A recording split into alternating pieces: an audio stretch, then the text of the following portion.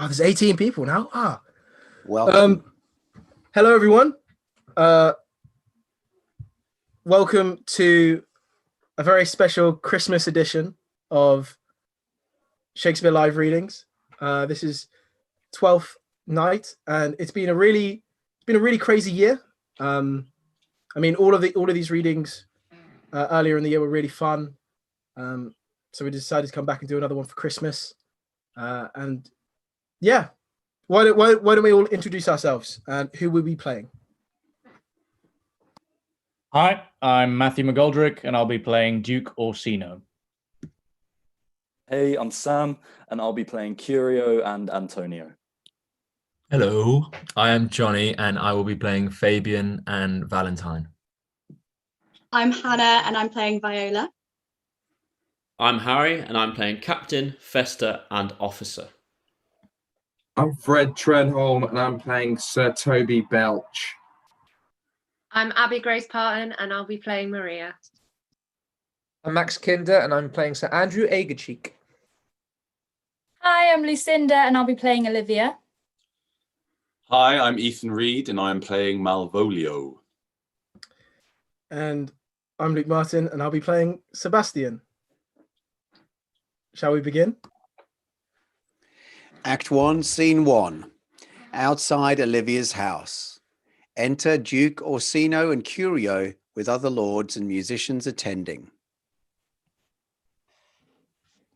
If music be the food of love, play on.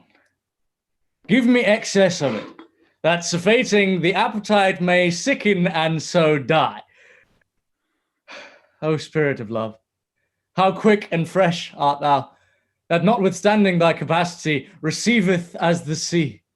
Naught enters there of what validity and pitch soe'er, but falls into abatement and low price even in a minute. So full of shapes is fancy, that it alone is high fantastical. Will you go hunt, my lord? What, Curio? The heart. Why, so I do. The noblest that I have. Oh, when mine eyes did see Olivia first, methought she purged the air of pestilence, that instant when I turned into a hart, and my desires like fell and cruel hounds ere since pursued me. Enter Valentine. How now? What news from her? So please, my lord, I might not be admitted, but from a handmaid do return this answer.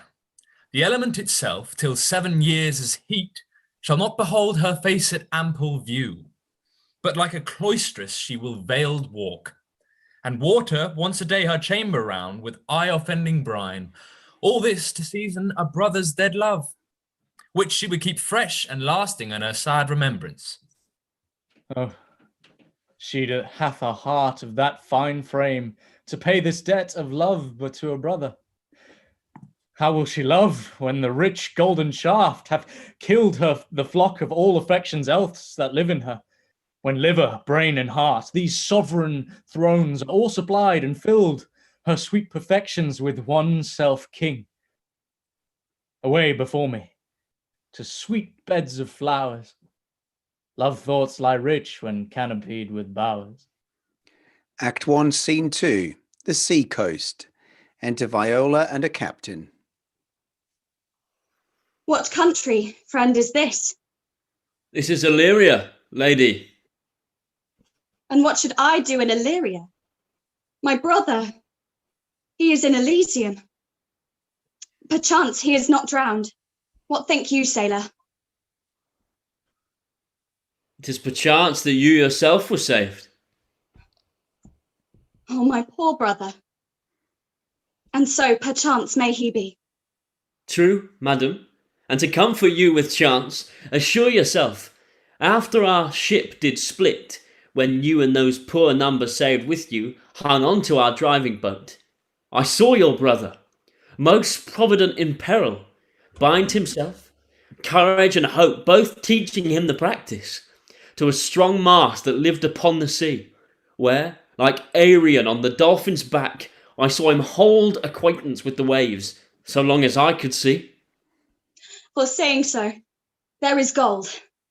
Mine own escape unfoldeth to my hope, whereto thy speech serves for authority, the like of him. Know'st thou this country? Aye, madam. Well, for I was bred and born not 3 hours' travel from this very place. Who governs here? A noble duke, in nature as in name. What is the name? Orsino. Orsino. I have heard my father name him. He was a bachelor then. And so is now. I was so very late. But a month ago when I went from hence, and then 'twas fresh in murmur, as you know. What great ones do, the less will prattle of. That he did seek the love of fair Ophelia. What's she? A virtuous maid, the daughter of her count, that died some 12 months since. Then leaving her in the protection of his son, her brother, who shortly also died, for whose dear love, they say, she hath abjured the company and sight of men. Oh, that I served that lady, and might not be delivered to the world until I had made mine own occasion mellow what my estate is. That were hard to compass, because she will admit no kind of suit. No, not the Duke's. There is a fair behaviour in thee, Captain. I prithee, and I'll pay thee bounteously. Conceal me what I am, and be my aid, for such disguise as haply shall become the form of my intent. I'll serve this Duke. Thou shalt present me as a eunuch to him. It may be worth thy pains, for I can sing and speak to him in many kinds of music that will prove me very worth his service. What else may hap to time I will commit, only shape thou my silence to my wit. Be you his eunuch, and your mute I'll be. When my tongue blabs, then let my eyes not see. I thank thee. Lead me on. Act 1, Scene 3, Olivia's house. Enter Sir Toby Belch and Maria. What a plague means, my niece, to take the death of her brother thus, I'm sure cares an enemy to life.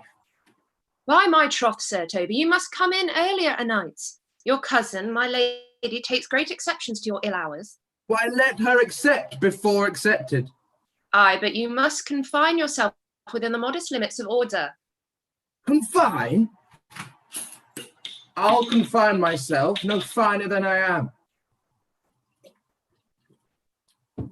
These clothes are good enough to drink in.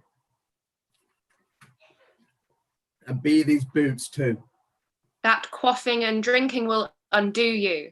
I heard my lady talk of it yesterday, and of a foolish knight that you brought in one night here to be her wooer. Who? Sir Andrew Aguecheek? Aye, he. He's as tall a man as any in Illyria. What's that to the purpose?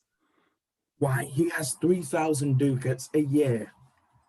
Aye, but he'll have but a year of all these ducats. He's a very fool and a prodigal. By this hand, they are scoundrels and subtractors that say so of him. Who are they? They that add. Moreover, he's a drunk nightly in your company. With drinking healths to my niece. I'll drink to her as long as there is a passage in my throat and drink in Illyria. Costellano Valgo! For here comes Sir Andrew Agueface. Enter Sir Andrew. Sir Toby Belch! How now, Sir Toby Belch? Sweet Sir Andrew! Bless you, fair shrew. And you too, sir. Accost, Sir Andrew, accost. What's that? My niece's chambermaid. Good Mistress Accost, I desire better acquaintance. My name is Mary, sir. Good Mistress Mary Accost. You mistake, knight. Accost is front her, board her, woo her, assail her. By my troth, I would not undertake her in this company. Is this the meaning of the word accost? Fare you well, gentlemen. And thou let part so, Sir Andrew. Would thou mightest never draw sword again. And you part so, mistress, I would I might never draw sword again. Fair lady, do you think you have fools in hand? Sir, I have not you by the hand. Marry, but you shall have, and here's my hand. Now, sir, thought is free. I pray you bring your hand to the buttery bar and let it drink. Wherefore, sweetheart, what's your metaphor? It's dry, sir. Why, I think so. I am not such an ass, but I can keep my hand dry. But what's your jest? A dry jest, sir. Are you full of them? Aye, sir. I have them at my finger's end. Marry. Now I let go your hand, I am barren. Maria exits. Oh, night, thou lackest a cup of canary. When did I see thee so put down? I'll ride home tomorrow, Sir Toby. Pourquoi, my dear knight? What is pourquoi? Do or not do, I would I had bestowed that time in the tongues that I have in fencing, dancing, and bear baiting. Oh, had I but followed the arts. Then hadst thou had an excellent head of hair. Why, would that have mended my hair? Past question. For thou seest it will not curl by nature. But it becomes me well enough, does it not? Excellent. It hangs like flax on a distaff. And I hope to see a housewife take thee between her legs and spin it off. Faith, I'll home tomorrow, Sir Toby. Your niece will not be seen, or if she be, it's 4-1, she'll none of me. The Count himself here hard by woos her. She'll none over the Count. She'll not match above her degree, neither in estate, years, nor wit. I've heard her swear it. Tut. There's life in it, man. I'll stay a month longer. I am a fellow of the strangest mind in the world.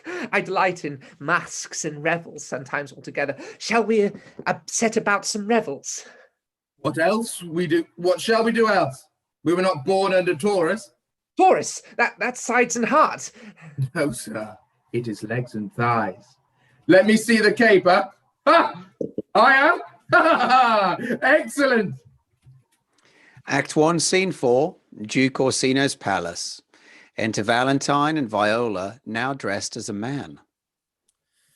If the Duke continues these favours towards you, Cesario, you are likely to be much advanced. He hath known you but 3 days, and already you're no stranger. You either fear his humour or my negligence that you call in question the continuance of his love. Is he inconstant, sir, in his favours? No, believe me. I thank thee. Here comes the Count. Enter Orsino, Curio, and attendants. Who saw Cesario, ho? On your attendance, my lord. Here. Stand you a while aloof. Valentine, Curio, and the other attendants nod and leave. Cesario, thou knowest no less but all. I have unclasped to thee the book of even my secret soul. Therefore, good youth, address thy gate unto her. Be not denied access. Stand at her doors and tell them there thy fixed foot shall grow till thou have audience. Sure, my noble lord, if she be so abandoned to her sorrow as it is spoke, she never will admit me. Be clamorous and leap all civil bounds rather than make unprofited return. Say I do speak with her, my lord, what then? Oh, then unfold the passion of my love. Surprise her with discourse of my dear faith. It shall become thee well to act my woes. She will attend it better in thy youth than in a nuncio's of more grave aspect. I think not so, my lord. Oh, dear lad, believe it. I know thy constellation is right apt for this affair. Prosper well in this, and thou shalt live as freely as thy lord to call his fortunes thine. I'll do my best to woo your lady. Yet, a barful strife. Whoe'er I woo, myself would be his wife. Act 1, Scene 5, Olivia's house. Enter Maria and Feste. Nay, either tell me where thou hast been, or I will not open my lips so wide as a bristle may enter in way of thy excuse. My lady will hang thee for thy absence. Let her hang me. He that is well hanged in this world needs to fear no colours. Make that good. He shall see none to fear. Yet you will be hanged for being so long absent, or to be turned away. Is that not as good as a hanging to you? Many a good hanging prevents a bad marriage, and for turning away, let summer bear it out. You are resolute, then? Not so, neither, but I am resolved on 2 points. That if one break, the other will hold, or, if both break, your gaskins fall. Apt. In good faith, very apt. Well, go thy way.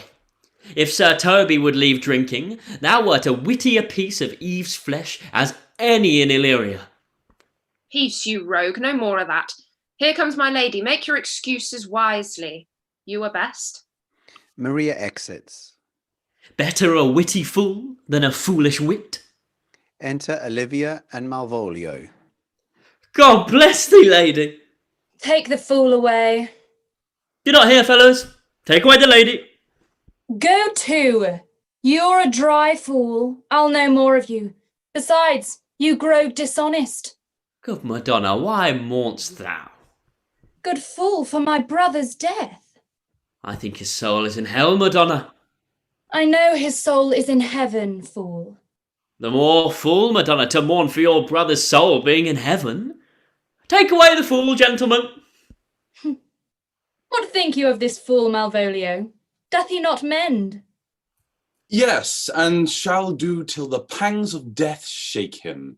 Infirmity that decays the wise doth ever make the fool better. God send you, sir, a speedy infirmity, for the better increasing your folly. Sir Toby will be sworn that I am no fox, but he will not pass his word for 2 pence that you are no fool. How say you to that, Malvolio? I marvel your ladyship takes delight in such a barren rascal. I saw him put down the other day with an ordinary fool that has no more brain than a stone. Oh, you are sick of self-love, Malvolio, and taste with a distempered appetite. To be generous, guiltless, and of free disposition is to take those things for bird bolts that you deem cannon bullets. There is no slander in an allowed fool, though he do nothing but rail. Nor no railing in a known discreet man, though he do nothing but reprove. Re-enter Maria. Madam, there is at the gate a young gentleman much desires to speak with you. From the Count Orsino, is it? I know not, madam. 'Tis a fair young man, and well attended. Who of my people hold him in delay? Sir Toby, madam, your kinsman. Oh, fetch him off, I pray you. He speaks nothing but madman. Fie on him. Maria exits. Go you, Malvolio. If it be a suit from the Count, I am sick or not at home. What you will to dismiss it. Malvolio exits. Enter Sir Toby Belch. By mine honour, half drunk. What is he at the gate, cousin? A gentleman. A gentleman? What gentleman? 'Tis a gentleman here. Oh, plague. Oh, these pickled herring. How now, sot? Good Sir Toby! Cousin, how have you come so early by this lethargy? Lechery? I defy lechery. There's one at the gate. Aye, marry, what is he? Let him be the devil, and he will. I care not. Give me faith, say I. Well, it's all one. Sir Toby Belch exits. What's a drunken man like, fool? Like a drowned man, a fool, and a madman. One draught above heat makes him a fool, the second mads him, and a third drowns him. Go thou and seek the crowner, and let him sit, my cousin, for he's in the 3rd degree of drink. He's drowned. Go look after him. He is but mad yet, Madonna, and the fool shall look to the madman. Feste exits. Re-enter Malvolio. Madam, yond young fellow swears he will speak with you. I told him you were sick. He takes on him to understand so much, and therefore comes to speak with you too. I told him you were asleep. He says he had a foreknowledge of that too, and therefore comes to speak with you. What is to be said to him, lady? He's fortified against any denial. Tell him he shall not speak to me. Has been told so. And he says he'll stand at your door like a sheriff's post and be the supporter to a bench, but he'll speak with you. What kind of man is he? Why, of mankind? What manner of man? Oh, he's very well favoured, and he speaks very shrewishly. One would think his mother's milk was scarce out of him. Let him approach. Call him my gentlewoman. Gentlewoman, my lady calls.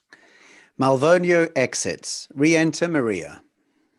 Give me my veil. Come throw it over my face. We'll once more hear Orsino's embassy. Both Olivia and Maria put on veils. Enter Viola and attendants. The Honourable Lady of the House. Which is she? Speak to me. I shall answer for her, your will. Most radiant, exquisite, and unmatchable beauty. I pray you, tell me if this be the lady of the house, for I never saw her. I would be loath to cast off my speech, for besides that it is excellently well penned, I have taken great pains to con it. Are you a comedian? No, my profound heart. And yet, by the very fangs of malice, I swear that I am not what I play. Are you the lady of the house? Taking off her veil. If I do not usurp myself, I am. Most certain if you are she, you do usurp yourself, for what is yours to bestow is not yours to reserve. But this is from my commission. I will on with my speech in your praise, and then show you the heart of my message. Come to what is important in it, I forgive you the praise. Alas, I took great pains to study it, and 'tis poetical. It is the more like to be feigned, I pray you, keep it in. I heard you were saucy at my gates, and allowed your approach rather to wonder at you than to hear you. If you be not mad, be gone. If you have reason, be brief. Sure you have some hideous matter to deliver. When the courtesy of it is so fearful, speak your office.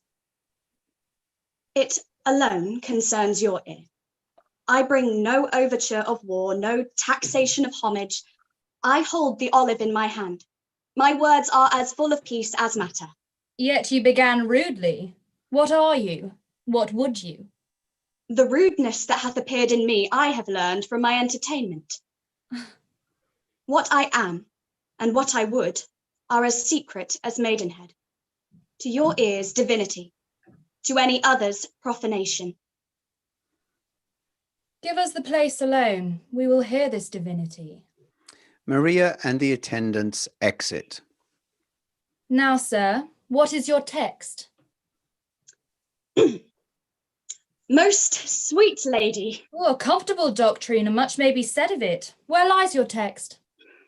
In Orsino's bosom. In his bosom? In what chapter of his bosom?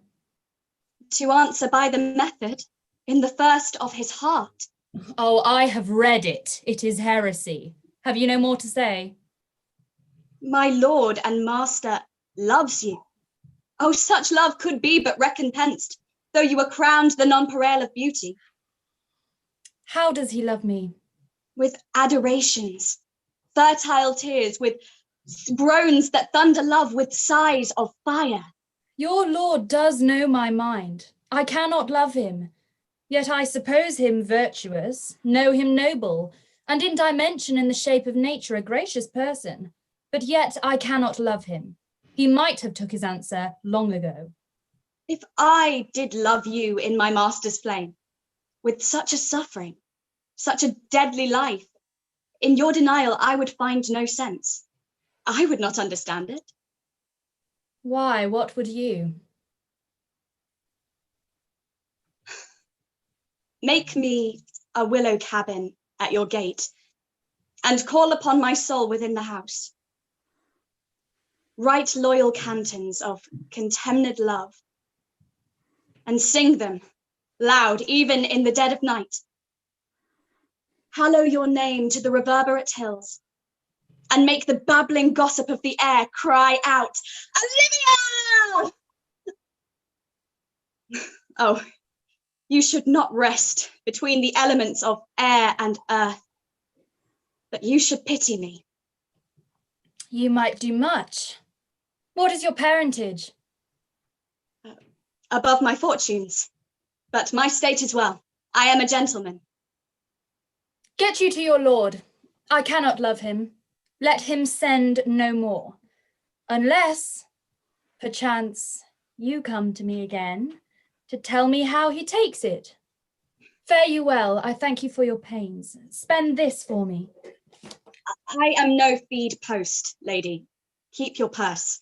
My master, not myself, lacks recompense. Love make his heart of flint that you shall love. And let your fervour, like my master's, be placed in contempt. Farewell, fair cruelty. Viola exits. What is your parentage? Above my fortunes, yet my state is well. I am a gentleman. I'll be sworn thou art. Thy tongue, thy face, thy limbs, actions, and spirit do give thee fivefold blazon. Not too fast, soft, soft, unless thy master were the man. How now? Even so quickly may one catch the plague. Methinks I feel this youth's perfections with an invisible and subtle stealth to creep in at mine eyes. Well, let it be. What ho, Malvolio? Re-enter Malvolio. Here, madam, at your service. Run after that same peevish messenger, the county's man. He left this ring behind him, would I or not. Tell him I'll none of it. Desire him not to flatter with his lord, nor hold him up with hopes. I am not for him. If that youth will come this way tomorrow, I'll give him reasons for it. Hi thee, Malvolio. Madam, I will. Malvolio exits. I do not know what, and fear to find mine eye too great a flatterer for my mind. Fate, show thy force. Ourselves we do not owe. What is decreed must be, and be this so. Act 2, Scene 1, the sea coast. Enter Antonio and Sebastian. Will you stay no longer? Nor will you not that I go with you? By your patience, no. My stars shine darkly over me. The malignancy of my fate might perhaps distemper yours. Therefore I shall crave of you your leave that I may bear my evils alone. It were a bad recompense for your love to lay any of them on you. Let me know of whither you are bound. No, sooth, sir, my determinate voyage is mere extravagancy. But I perceive in you so excellent a touch of modesty that you will not extort from me what I am willing to keep in. Therefore it changes me in manners the rather to express myself. You must know of me then, Antonio. My name is Sebastian. My father was that Sebastian of Messaline, whom I know you have heard of. He left behind him myself and a sister, both born in an hour. If the heavens had been pleased, would we had so ended. But you, sir, altered that. For some hour before you took me from the breach of the sea was my sister drowned. Alas, the day. A lady, sir, though it was said she much resembled me, was yet of many accounted beautiful. She is drowned already, sir, with salt water, though I seem to drown her remembrance again with more. Pardon me, sir. Your bad entertainment. Oh, good Antonio, forgive me your trouble. If you will not murder me for my love, let me be your servant. If you will not undo what you have done, that is, kill him whom you have recovered, desire it not. Fare ye well at once. I am bound to the Count Orsino's court. Farewell. Sebastian exits. The gentleness of all the gods go with thee. I have many enemies in Orsino's court, else I would very shortly see thee there. But Come what may, I do adore thee so. That danger shall seem sport. And I will go. Act 2, Scene 2, a street. Enter Viola with Malvolio following. Were you not even now with the Countess Olivia? Even now, sir, on a moderate pace, I have since arrived but hither. She returns this ring to you. There, you may have saved me the pains to have taken it away yourself. She adds, moreover, that you should put your lord in a desperate assurance she will none of him. And one thing more, that you be never so hardy to come again in his affairs, unless it be to report your lord's taking of this. Receive it so. She took the ring of me, I'll none of it. Come, sir, you peevishly threw it to her, and her will is it should be so returned. If it be worth stooping for, there it lies in your eye. If not, be it his that finds it. Malvolio exits. I left no ring with her. What means this lady? Fortune forbid, my outside hath not charmed her. She made good view of me. Indeed, so much so that sure methought her eyes had lost her tongue, for she did speak in starts distractedly. She loves me. Sure, the cunning of her passion invites me in this churlish messenger. None of my lord's ring, why he sent her none. I am the man. If it be so, as 'tis, poor lady, she were better love a dream. Disguise, I see thou art a wickedness, wherein the pregnant enemy does much. How will this badge? My master loves her dearly, and I, poor monster, fond as much on him, and she, mistaken, seems to dote on me. What will become of this? As I am man, my state is desperate for my master's love. As I am woman, now alas the day. What thriftless sighs shall poor Olivia breathe? Time, thou must untangle this, not I. It is too hard a knot for me to untie. Act 2, Scene 3, Olivia's house. Enter Sir Toby Belch and Sir Andrew. Approach, Sir Andrew. Does not our life consist of the four elements? Faith, so they say, but I think it rather consists of eating and drinking. Thou art a scholar. Let us therefore eat and drink. Marianne, I say, a stoop of wine. Enter Feste. Here comes the fool, i' faith. How now, my hearts? Have any of you seen the picture of we three? Welcome, ass. Now let's have a catch. Come on, there is 6pence for you. Let's have a song. There is a testicle of me too. If one night give... Would you have a Christmas song or a song of good life? Christmas song. A Christmas song. I care not for good life.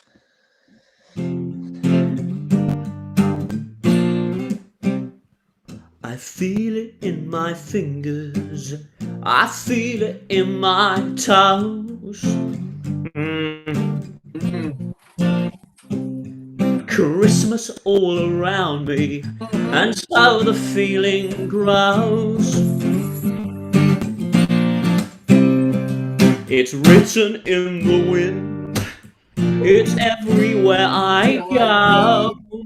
Oh. So if you really love Christmas, come on and let it snow. You know I love Christmas and always will. My mind's made up, it's the way that I feel. There's no beginning, there'll be no end. 'cause on Christmas you can depend. It's written in the wind, yeah, it's everywhere I go. So if you really love me, come on and let it snow. Let it snow. 'Cause if you really love me, 'cause if you really love me, come on and let it show. Oh, mellifluous voices, I am a true knight. A contagious breath. Very and contagious to faith. To hear by the nose, is it dulcet in contagion? But shall we make the welkin dance indeed? Shall we rouse the night owl in a catch that will draw 3 souls out of one weaver? Shall we do that? And you love me, let's do it. I am a dog at the catch. And by a lady, sir, and some dogs will catch well. The 3 of them begin singing Jingle Bells very loudly. That's Jingle bells, jingle bells, Enter Maria.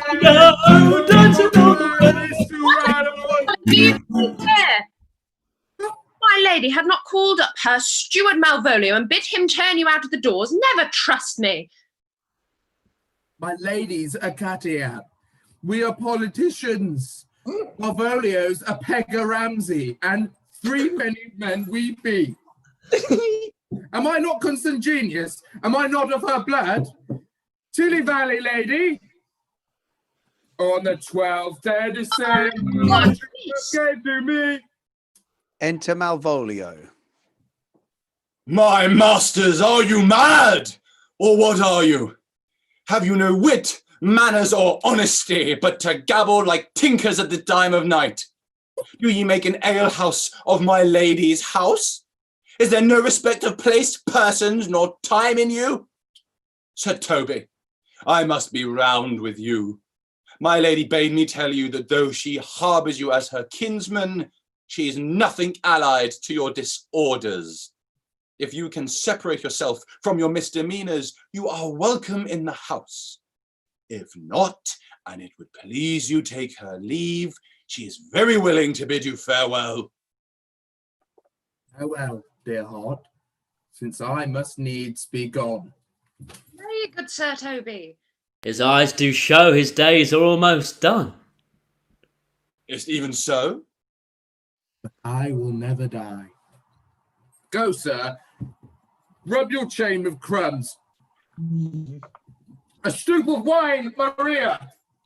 Mistress Mary, if you prized my lady's favour at anything more than contempt, you would not give means for this uncivil rule. She shall know of it by this hand. Malvolio exits. Go shake your ears. 'Twere as good a deed as to drink when a man's a-hungry, to challenge him the field, and then to break promise with him and make a fool of him. Do it, knight. I'll write thee a challenge, or I'll deliver thy indignation to him by word of mouth. Sweet Sir Toby, be patient for tonight. Since the youth of the counts was today with thy lady, she is much out of quiet. For Monsieur Malvolio, let me alone with him. If I do not gull him into nayward and make him a common recreation, do not think I have wit enough to lie straight in my bed tonight. I know I can do it. Possess us. Possess us. Tell us something of him. Marry, sir. Sometimes he is a kind of Puritan. Oh, if I thought that, I'd beat him like a dog. What, for being a Puritan? Thy exquisite reason, dear knight. I have no exquisite reason for it, but I have reason good enough. The devil a Puritan that he is, or anything consistently, but a time pleaser, an affectioned ass that cons state without book and utters it by great swaths. The best persuaded of him, so crammed as he thinks with excellencies, that it is his grounds of faith that all that look on him love him. And on that, vice in him will my revenge find notable cause to work. What wilt thou do? I will drop in his way some obscure epistle of love. I can write very like my lady, your niece. On a forgotten matter, we can hardly make distinctions of our own hands. Excellent. I smell a device. It's in my nose too. He shall think by the letters that thou will drop that they come from my niece, and that she is in love with him. My purpose is indeed a horse of that colour. And your horse now will make him an ass. I doubt not. Oh, 'twill be admirable. Sport royal, I warrant you. I know my physic will work with him. I will plant you two, and let the fool make a third, where he shall find the letter. Observe his construction of it. For this night to bed, and dream of the event. Farewell. Maria exits. Good night, Penance Cecilia. Before me, she's a good wench. And one that adores me. I was adored once too. Let's to bed, knight. Thou hadst need send for more money. If I cannot recover your niece, I am a foul way out. Send for money, knight. If thou hast her in the end, curl me cut. I do not. Never trust me. Take it how you will. Come. I'll go burn some sack. It's too late to go to bed now. Come, knight, come. Act 2, Scene 4, Duke Orsino's Christmas party. Enter Orsino, Curio, Viola, and others. Give me some music. Now, good morrow, friends. Now, good Cesario. But that piece of song, that old and antique song we heard last night, methought it did relieve my passion much. He is not here. So please, your lordship, that should sing it. Who was it? Feste, the jester, my lord. A fool that the Lady Olivia's father took much delight in. He is about the house.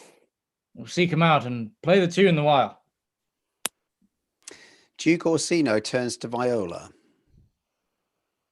My life upon it. Young though thou art, thine eye hath stayed upon some favour that it loves. Hath it not, boy? A little, by your favour. What kind of woman is it? Of your complexion. She is not worth thee then. What years, of faith? About your years, my lord. Too old, by heaven. For boy, however we do praise ourselves, our fancies are more giddy and unfirm, more longing, wavering, sooner lost and worn than women's are. I think it well, my lord. Then let thy love be younger than thyself, or thy affection cannot hold the bent. For women are as roses, whose fair flower, being once displayed, doth fall that very hour. And so they are. Alas, that they are so. To die, even when they to perfection grow. Re-enter Curio and Feste. Oh, fellow, come, the song we had last night. Mark it, Cesario. It is old and plain. The spinsters and the knitters in the sun and the free maids, they weave their threads with bones that used to chant it. It is silly sooth and dallies with the innocence of love like the old age. Are you ready, sir? Oh, prithee, sing.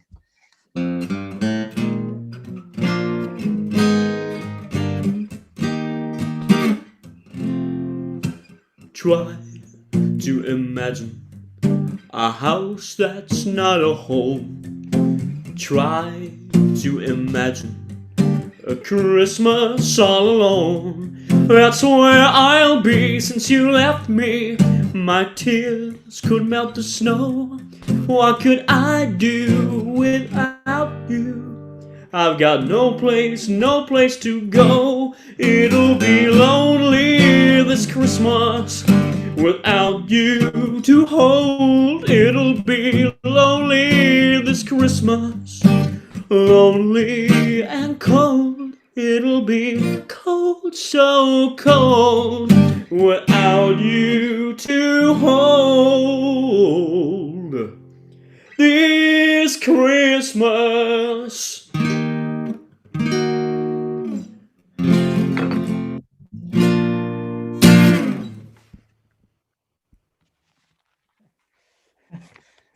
There's for thy pains. No pain, sir. I take pleasure in singing, sir. I'll pay thy pleasure then. Truly, sir, and pleasure will be paid one time or another. Give me now leave to leave thee. Now the melancholy God protect thee, and the tailor make thy doublet of changeable taffety, for thy mind is very opal. I would have men of such constancy to put to sea, that their business might be everything, and their intent everywhere, for that it always makes a good voyage of nothing. Farewell. Feste exits. Let all the rest give place. Curio and the attendants exit. Once more, Cesario, get thee to yon same sovereign cruelty. Tell her, my love, more noble than the world, prizes not quantity of dirty lands. The parts that fortune hath bestowed upon her, tell her, I hold as giddily as fortune. But 'tis that miracle and queen of gems that nature pranks her in attracts my soul. But if she cannot love you, sir? That cannot be so answered. Sooth, but you must. Say that some lady, as perhaps there is, hath for you as great a pang of love as you have for Olivia. You cannot love her. You tell her so. Must she not then be answered? There is no woman's sides can bide the beating of so strong a passion as love doth give my heart. Make no compare between that o' love a woman can bear me and that I owe Olivia. But I know. Oh, what dost thou know? Too well. What love women to men may owe. In faith, they are as true of heart as we. My father had a daughter loved a man, as it might be, perhaps, were I a woman, I should your lordship. And what's her story? A blank, my lord. She never told her love, but let concealment, like a worm i' the bud, feed on her damask cheek. She pined in thought, and with a green and yellow melancholy, she sat like Patience on a monument, smiling at grief. Was this not love, indeed?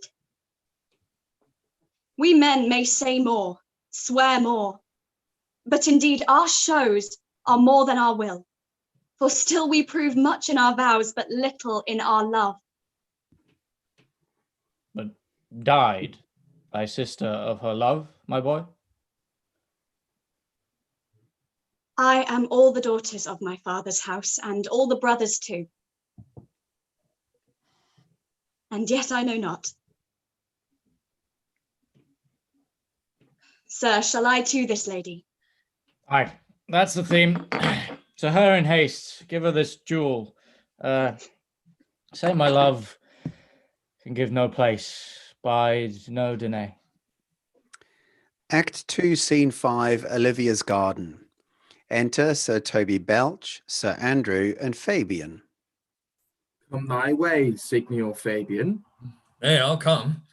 If I lose a scruple of this sport, let me be boiled to death with melancholy. Wouldst thou not be glad to have rascally sheep-bitted come by some notable shame? I would exalt man. You know he brought me out of favour with my lady about a bear baiting here. To anger him, we'll have to bear again, and we will fool him black and blue, shall we not, Sir Andrew? And we do not. It is pity of our lives. Here comes the little villain. Enter Maria. Get ye all three into the box tree. Malvolio is coming down this walk. He has been yonder in the sun practising behaviour to his own shadow for half an hour. Observe him for the love of mockery, for I know this letter will make him a contemplative idiot. Close in the name of jesting. Maria throws down a letter. The other three hide themselves. Lie thou there, For here comes the trout that must be caught with tickling. Maria exits. Enter Malvolio. 'Tis but fortune. All is fortune. Maria told once that she did affect me, and I have heard herself come thus near that, should she fancy, it should be one of my complexion. Besides, she uses me with a more exalted respect than anyone else that follows her. Or why should I think on't? Is an overweening rogue. Fight, I could so beat the rogue. Peace, I say.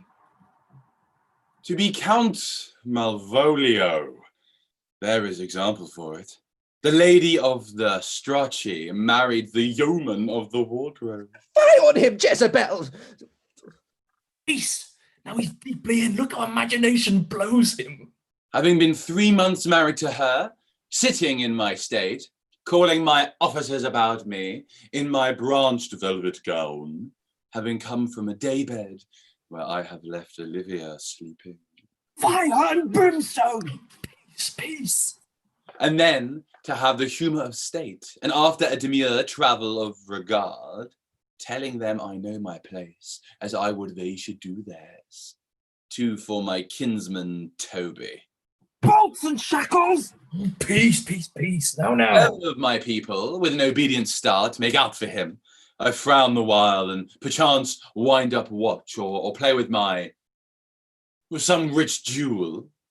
Toby approaches, courtesies there to me. Does this fellow live?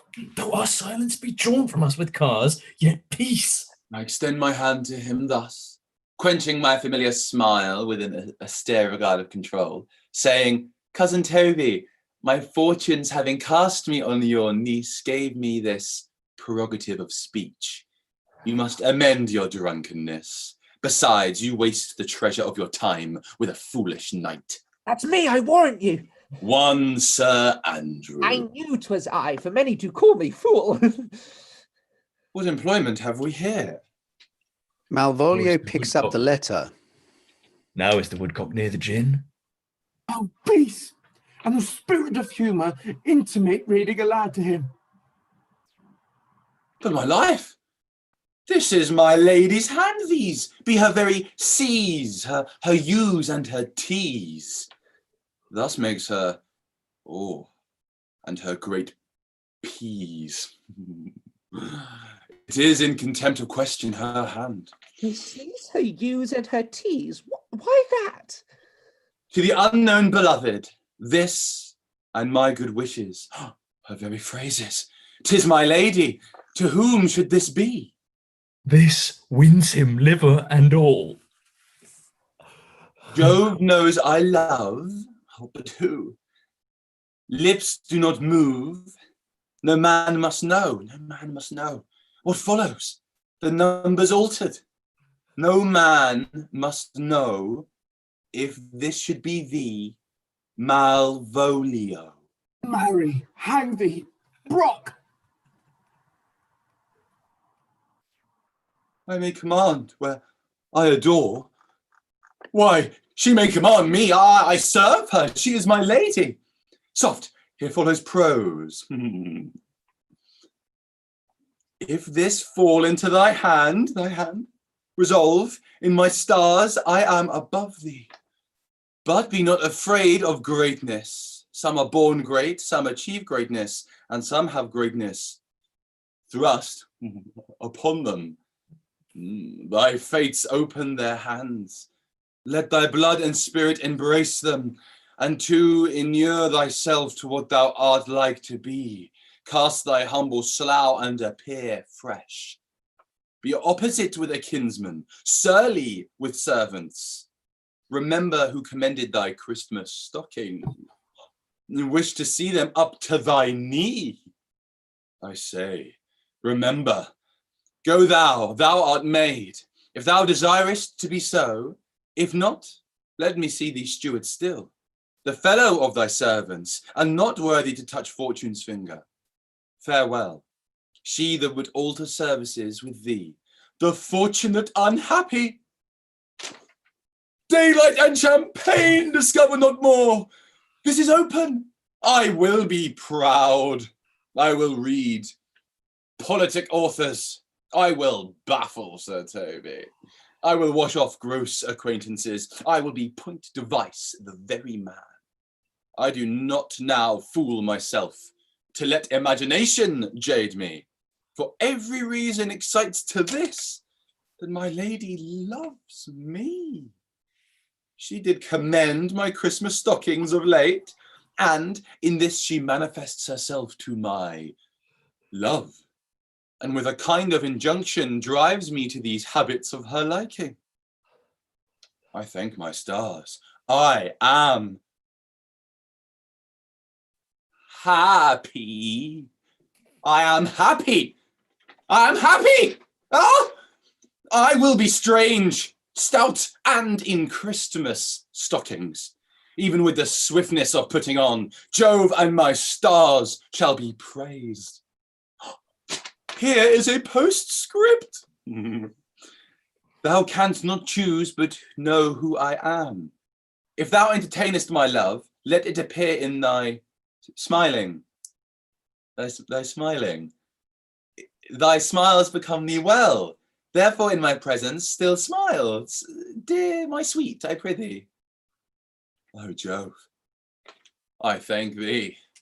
I will smile. Ha!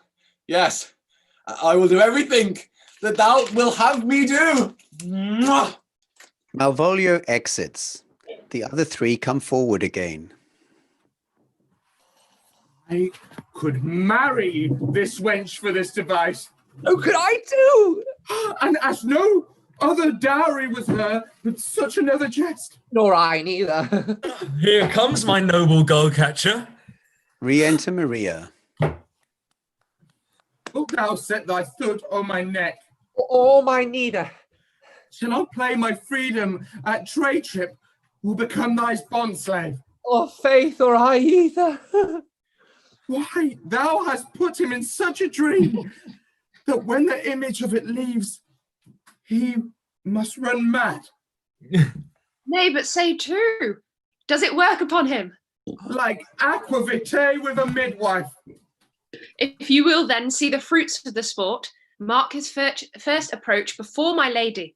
He will come to her in Christmas stockings, and 'tis a holiday she abhors, and to the knee, a fashion she detests.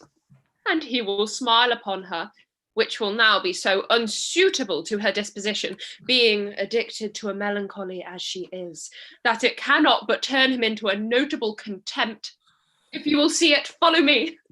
To the gates of the Tartar, thou most excellent devil of wit. I'll make one too. Act 3, Scene 1. Olivia's garden. Enter Viola and Feste. Save thee, friend. Art thou not the Lady Olivia's fool? No, indeed, sir, the Lady Olivia has no folly. She will keep no folly, sir, till she be married. And fools are as like husbands as pilchards are to herrings. The husband's the bigger.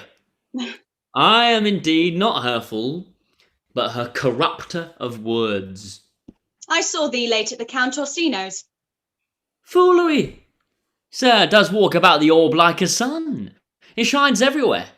I would be sorry, sir, but the fool should be as oft with your master as with my mistress. I think I saw your wisdom there. Nay, and thou pass on me, I'll no more with thee. Hold. Here's expenses for thee. Now, Jovin, this next commodity of hair, send thee a beard.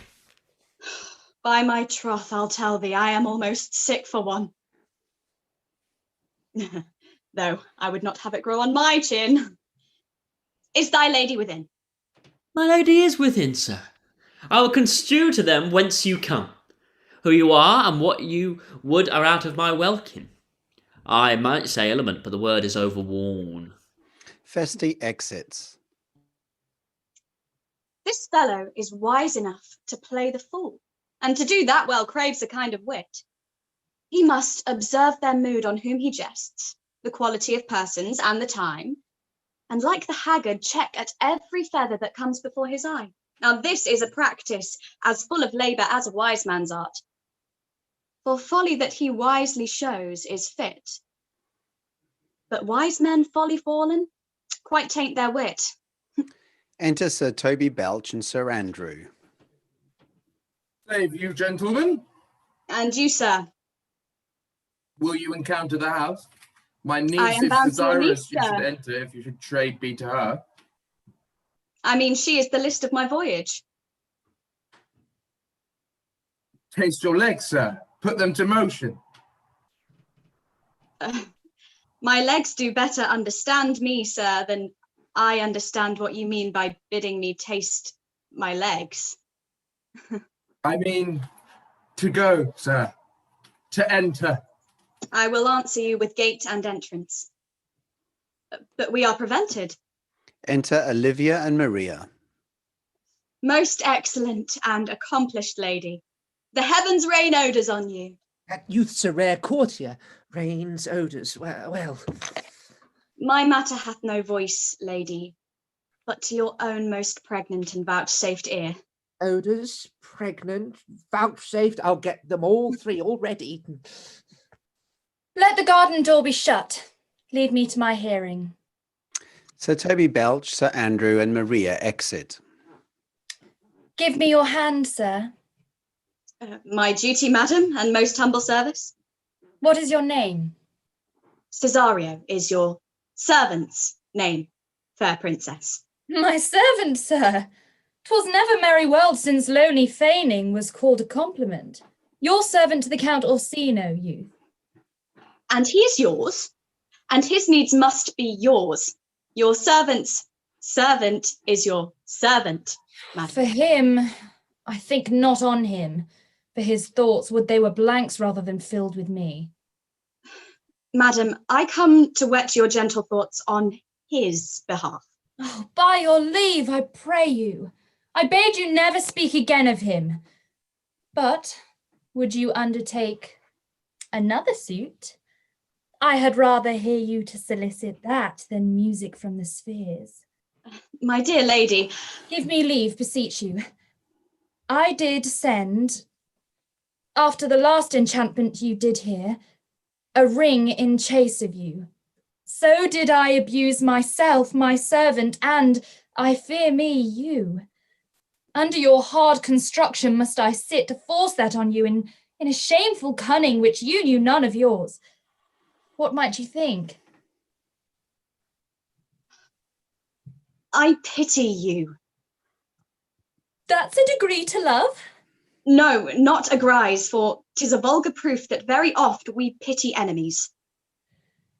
Why, then, methinks 'tis time to smile again. Oh, world, how apt the poor are to be proud. Be not afraid, good youth, I will not have you. And yet, when wit and youth is come to harvest, your wife is like to reap a proper man. There lies your way, due west. Then westward ho! Good grace and disposition attend your ladyship. You'll nothing, madam, to my lord by me? Stay! I pray thee. Tell me what thou thinkest of me. That you do think you are not what you are. If I think so, I think the same of you. Then think you right, I am not what I am. I would you were as I would have you be. Would it be better, madam, than I am? I wish it might, for now I am your fool. Cesario, by the roses of the spring, by maidhood, honour, truth, and everything, I love thee so that, maugre all thy pride, nor wit nor reason can my passion hide. Do not extort thy reasons from this clause, for that I woo.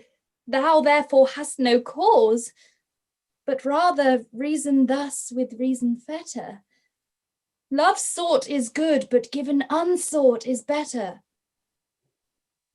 By innocence, I swear, and by my youth, I have one heart, one bosom, and one truth, and that no woman, nor never none, shall be mistress of it, save I alone.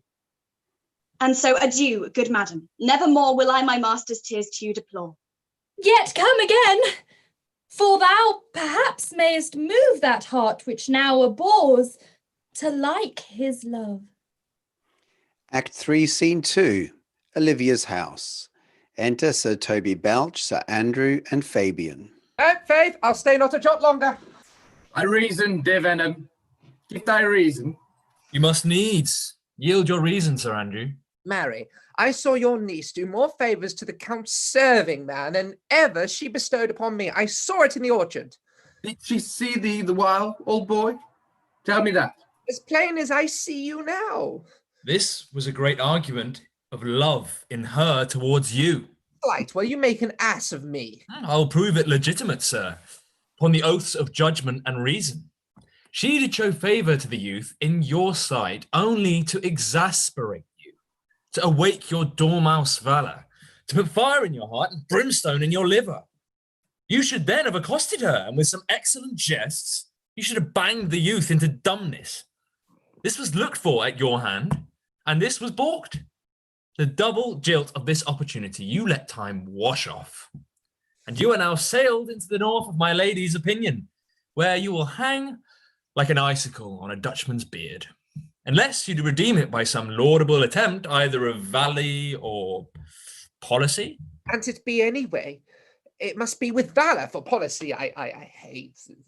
Why, then, build me thy fortunes upon the basis of valour.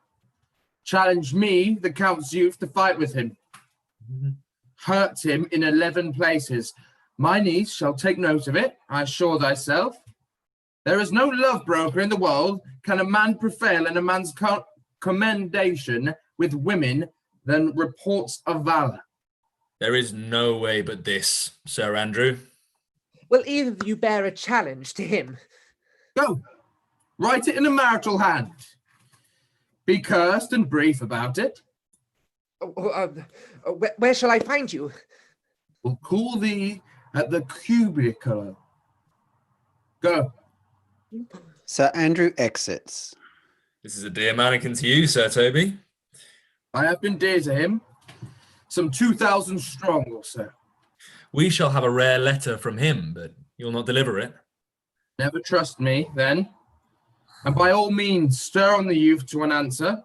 I think oxens or wain ropes cannot hail them together. Enter Maria. Look, where the youngest wren of 9 comes.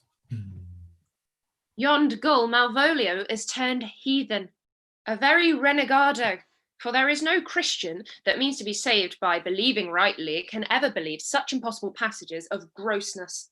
He is in Christmas stockings. And to the knee? Most villainously. I have dodged him. Like his murderer, he does obey every point of that letter that I dropped to betray him. He does smile his face into more lines than is in the new map with the augmentation of the Indies. You have not seen such a thing as 'tis. I can hardly forbear hurling things at him. I know my lady will strike him. If she do, he will smile and take it for a great favour. Come, bring us where he is. There will now be a 10-minute intermission.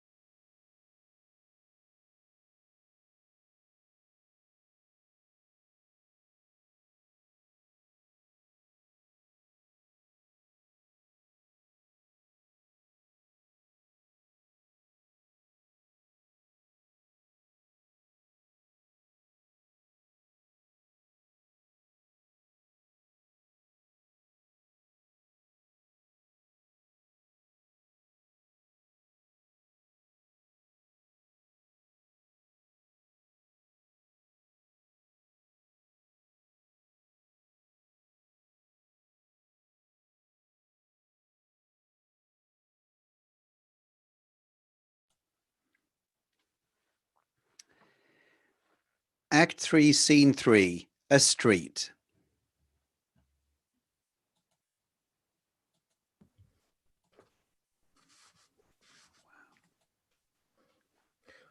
I would not by my will have troubled you, but since you make your pleasure of your pains, I will no further chide you. I could not stay behind you. My desire, more sharp than filed steel, did spur me forth, and not all love to see you, though so much as might have drawn one to a longer voyage.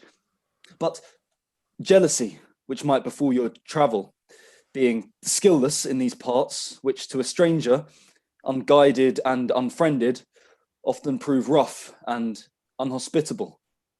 My willing love, the rather by these arguments of fear, set forth in your pursuit.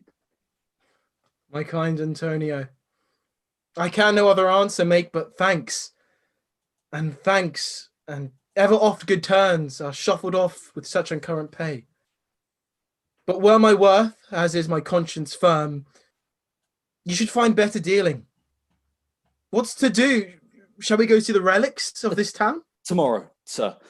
Best first go see your lodging. I'm not weary, and 'tis long tonight. I pray you, let us satisfy our eyes with the memorials and the things of fame that do renown this city. Would you'd pardon me?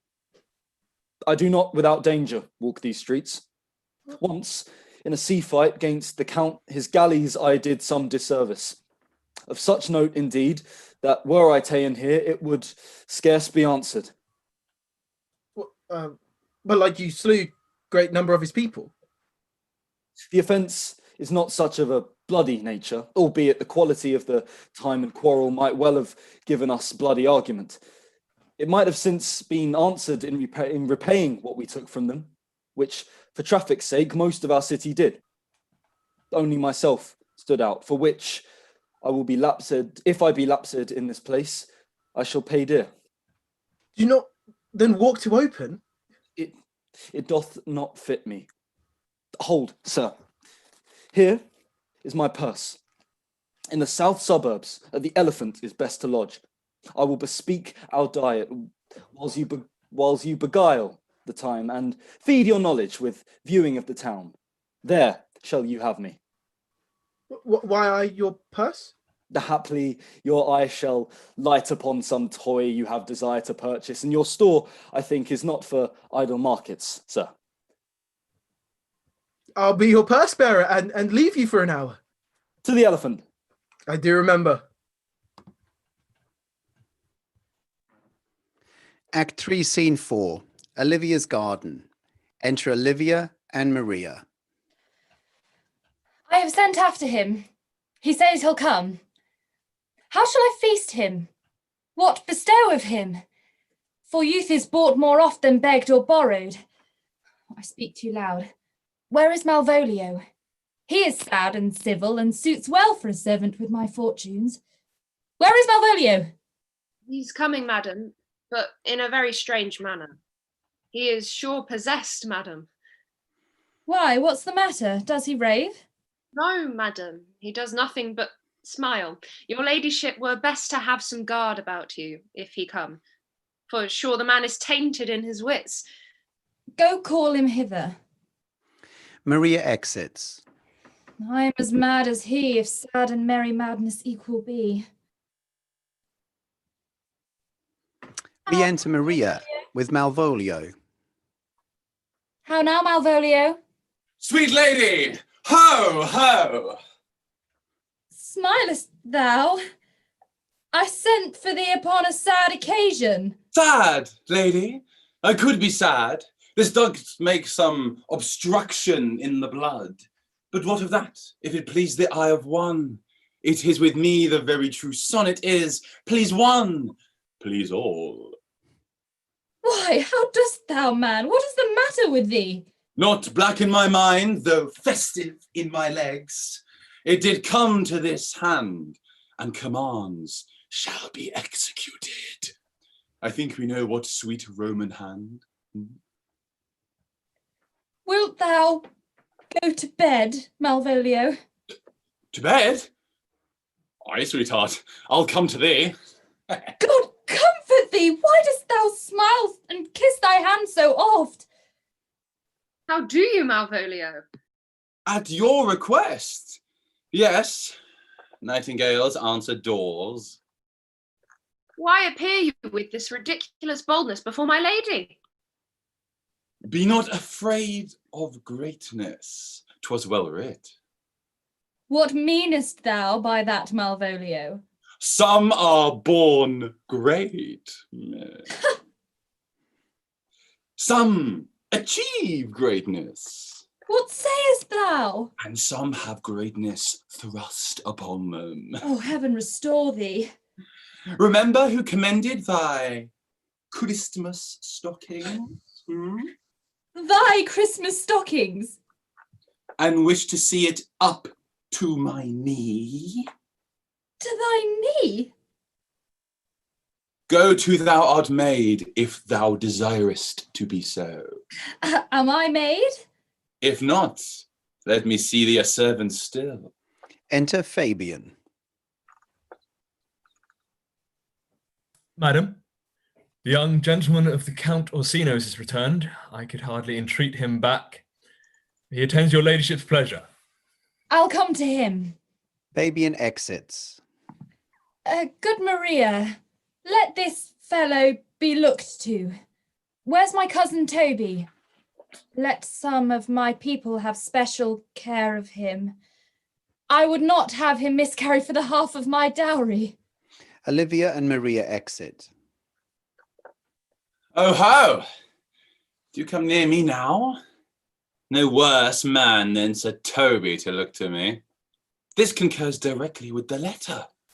She sends him on purpose that I may appear stubborn to him, for she incites me to that in the letter. Be opposite with a kinsman, surly with servants, she says. I have limed her, but it is Jove's doing, and Jove make me thankful. And when she went away now, let this fellow be looked to. Fellow! Not Malvolio, nor after my degree, but fellow. Why, everything adheres together, that no dram of a scruple, no scruple of a scruple, no obstacle, no incredulous or unsafe circumstance. What can be said? Nothing that can come between me and the full prospect of my hopes. Well, Jove, not I is the doer of this, and he is to be thanked. Re-enter Maria with Sir Toby, Belch and Fabian.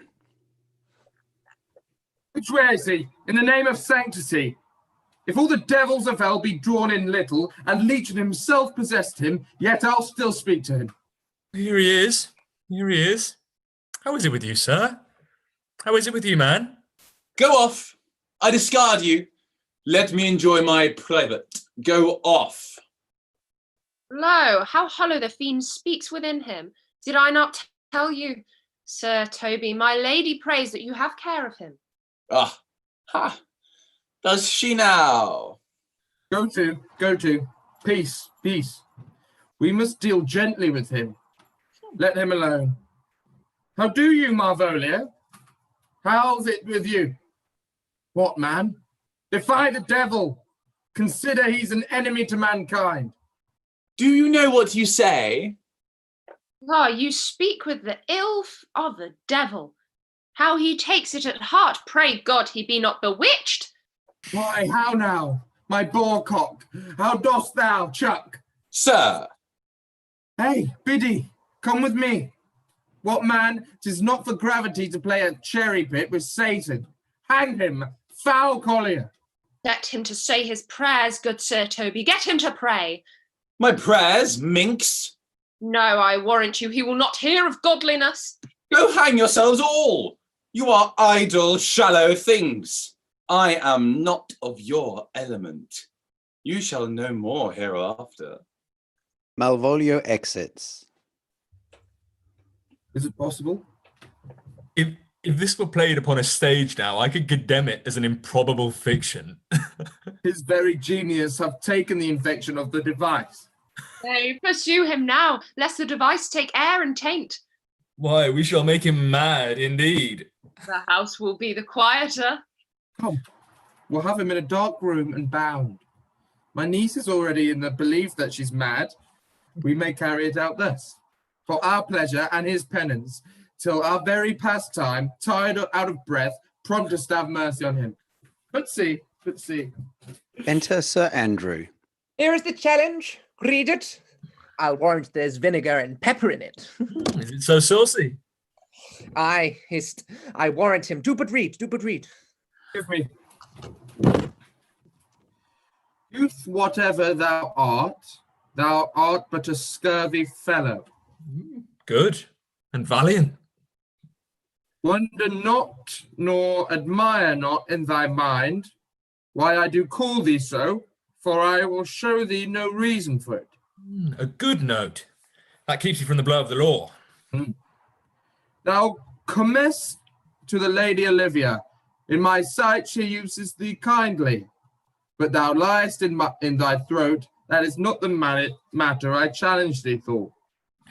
I will waylay thee going home, where if it be by chance to kill me, thou killest me like a rogue and a villain. Fare thee well, and God have mercy upon one of our souls.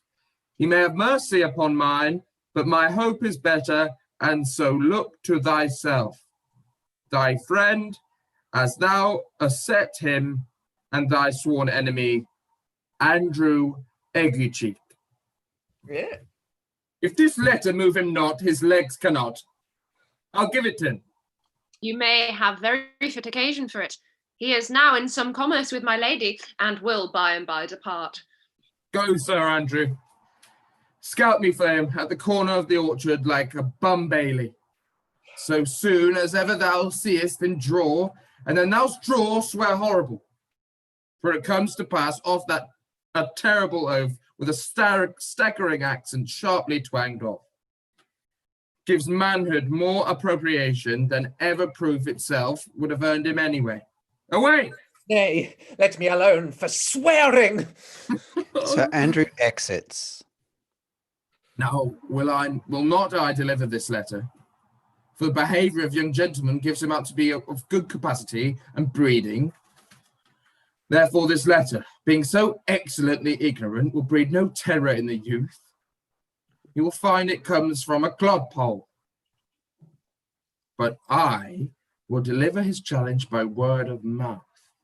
Set upon Abbey a notable report of valour, and drive the gentleman, as I know his youth would aptly receive it, into a most hidden opinion of his rage, skill, fury, and impetuosity.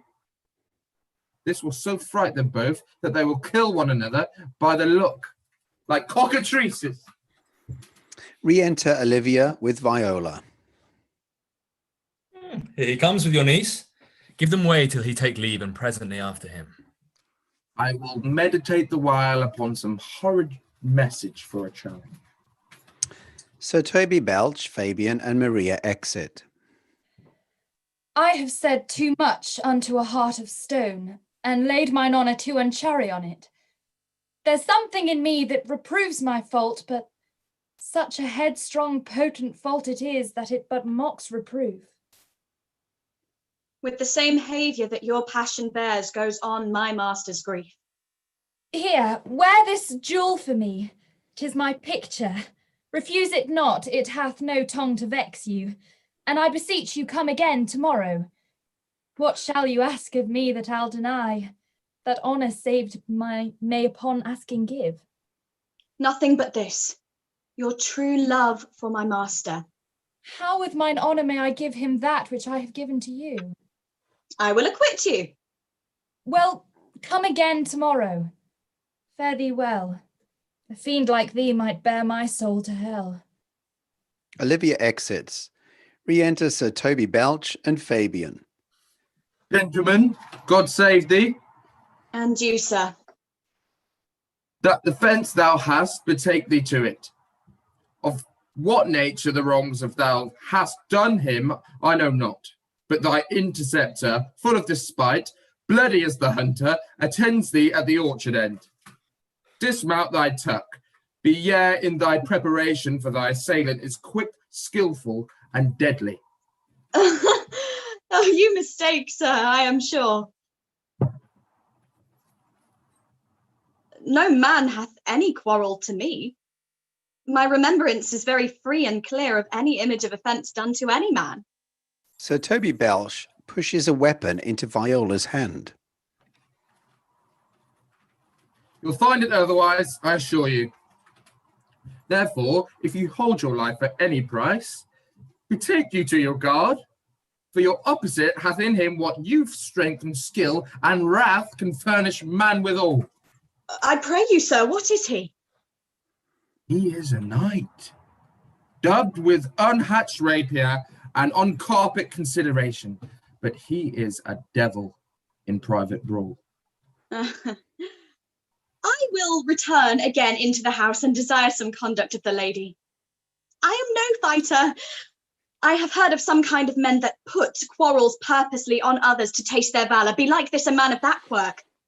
Sir, no. His indignation derives itself out of very competent injury. Therefore, get you and give him his desire. This is as uncivil as strange. I beseech you, do me this courteous office as to know of the knight what my offence is to him. It is something of my negligence, nothing of my purpose. I will do so. Signor Fabian, stay you by this gentleman till my return. Sir Toby Belch exits. I pray you, sir, do you know of this matter? I know the knight is incensed against you, even to a mortal arbitrament, but nothing of the circumstance more. I beseech you, what manner of man is he? Well, he is indeed, sir, the most skillful, bloody, and fatal opposite that you could possibly have found in any part of Illyria. Will you walk towards him? I will make your peace with him, if I can. I shall be very much bound to you to it. I am one that had rather go with Sir Priest than Sir Knight. I care not who knows so much of my mettle. Viola and Fabian exit. Re-enter Sir Toby Belch with Sir Andrew wielding his weapon.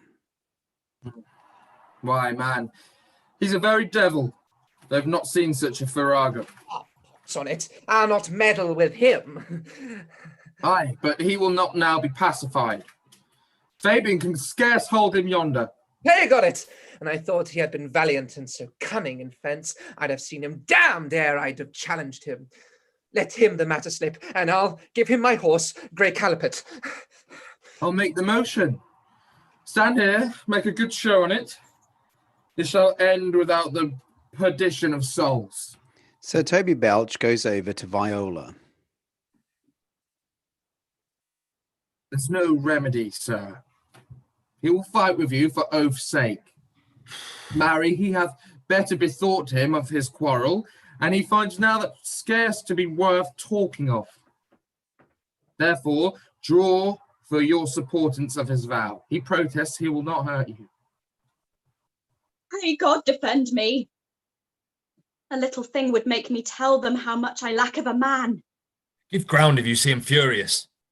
Come, Sir Andrew, there's no remedy. The gentleman will, for his honour's sake, have one bout with you. But he has promised me, as he is a gentleman and a soldier, he will not hurt you. Come on, do it.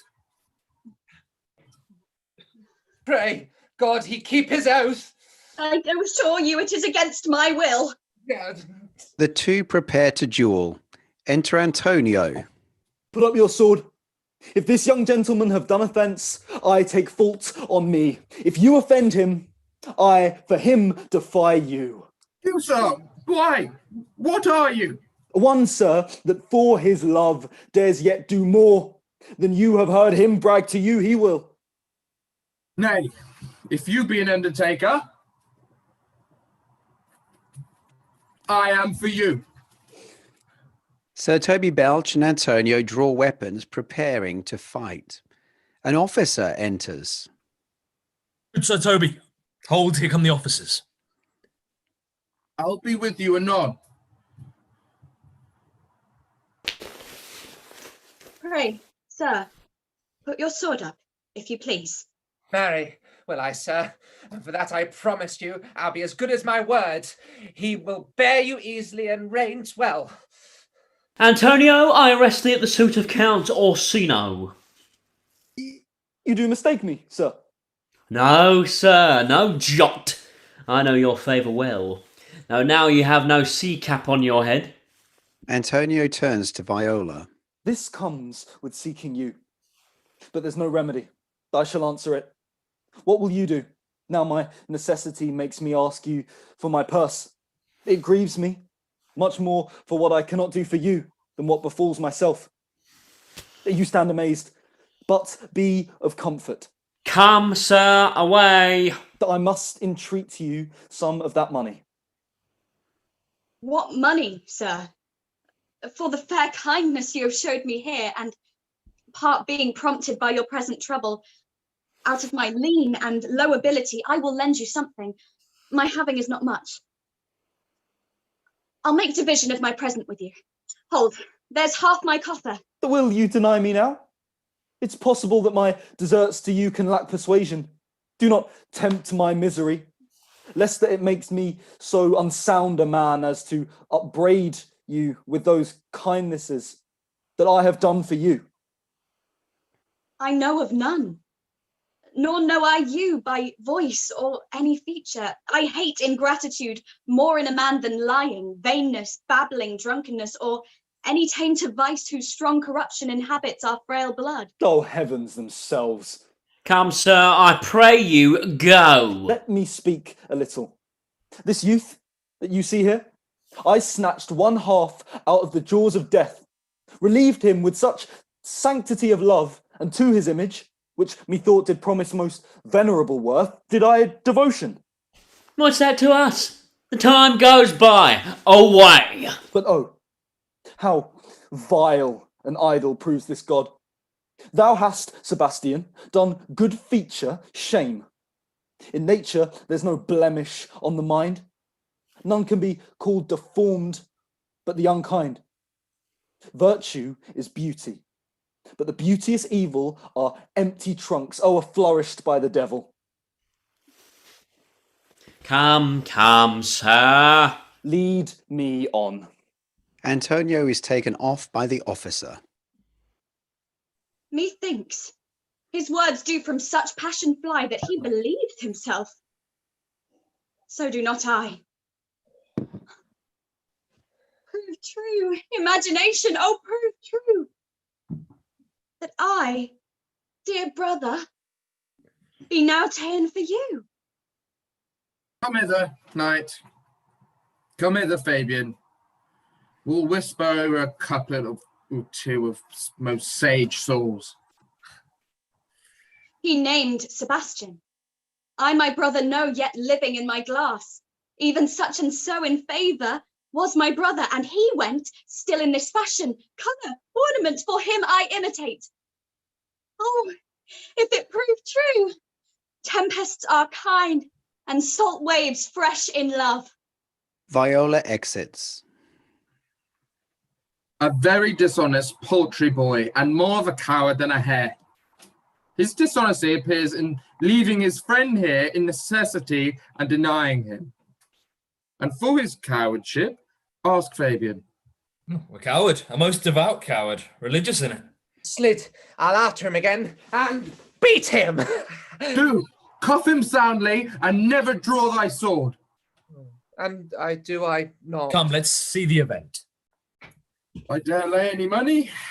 'Twill be nothing yet. Act 4, Scene 1. A Christmas market outside the Elephant. Enter Sebastian and Feste. Will you make me believe that I'm not sent for you? Go to, thou art a foolish fellow. Let me be clear of thee. Well, held out, yet safe. Now, I do not know you, nor am I not sent to you by my lady to bid you come speak with her, nor your name is not Master Cesario, nor this is not my nose, neither. Nothing that is so is so. I prithee, vent thy folly somewhere else. Thou knowest not me. Vent my folly. He has heard that some word of some great man, and now applies it to a fool. Vent my folly. I'm afraid this great lubber of the world will prove a cockney. I prithee now, ungird thy strangeness, and tell me what I shall vent to my lady. Shall I vent to her that thou art coming? I prithee, foolish Greek, depart from me. There's money for thee. If tarry longer, I shall give thee worse payment. By my troth, thou hast an open hand. These wise men that give fools money get themselves a good report after 14 years' purchase. Enter Sir Andrew, Sir Toby Belch, and Fabian. Ah, now, sir, have I met you again? There's for you! Sir Andrew punches Sebastian. Why? There's for thee! Sebastian strikes Sir Andrew back. Are all the people mad? Hold, sir, or I'll throw your dagger over the house. This will I tell my lady straight. I will not be in some of your coats for twopence. Feste exits. Come on, sir, hold. Nay, let him alone. I'll go another way to work on him. I'll have an action of battery against him, if there be any law in Illyria. Though I struck him first, yet there's no matter for that. Let go thy hand. Come, sir, I will not let you go. Come, my young soldier, put up your iron. You are well fleshed, come on. Sebastian draws. I will be free from thee. What wouldst thou now? If thou darest tempt me further, draw thy sword. What? Nay, then I must have an ounce or two of this Malapert blood from you. Enter Olivia. Hold, Toby, on thy life I charge thee, hold! Madame! Will it be ever thus, ungracious wretch, fit for the mountains and the barbarous caves where manners never were preached? Out of my sight! Be not offended, dear Cassio. Ruthby, be gone! Sir Toby Belch, Sir Andrew, and Fabian exit. I prithee, gentle friend, let thy fair wisdom, not thy passion, sway in this uncivil and thou unjust extent against thy peace. Go with me to my house, and hear thou there how many fruitless pranks this ruffian hath botched up, that thou thereby mayst smile at this. Thou shalt not choose but go. Do not deny. Beshrew his soul for me, he started one poor heart of mine in thee. What relish is in this? How runs the stream? Or I am mad, or else this is a dream. Let fancy still my sense in leath steep. If it be thus to dream, still let me sleep. Nay, come, I prithee. Would thou be ruled by me? Madam, I will. Oh, say so, and so be. Act 4, Scene 2. The cellar in Olivia's house. Malvolio lies on the floor, asleep and bound. Enter Maria and Feste. Nay, I prithee, put on this gown and this beard. Make him believe thou art Sir Topaz, the curate. Do it quickly. I'll call Sir Toby the whilst. Maria exits. Well, I'll put it on and I'll dissemble myself in it, and I would were the first that ever dissembled in such a gown. Feste puts on the disguise. Enter Sir Toby Belch and Maria. God bless thee, Master Parson. Buenos dias, Sir Toby. For, as the old hermit of Prague that never saw pen and ink very wittily said to a niece of King Gorboduc, that is. So I, being Master Parson, am Master Parson. For what is that but that, and is but is? To him, Sir Topaz. What ho, I say! Peace in this prison! The knave counterfeits well. A good knave. Malvolio wakes up. Who calls there? Sir Topaz, the curate, who comes to visit Malvolio the lunatic. Sir Topaz, good Sir Topaz, go to my lady. Out, hyperbolical fiend! How vexest thou this man? Talkest thou nothing but of ladies? Well said, Master Parson. Sir Topaz, never was man wronged thus. Good Sir Topaz, do not think I am mad, They have laid me here in a hideous darkness. Fie, thou dishonest Satan!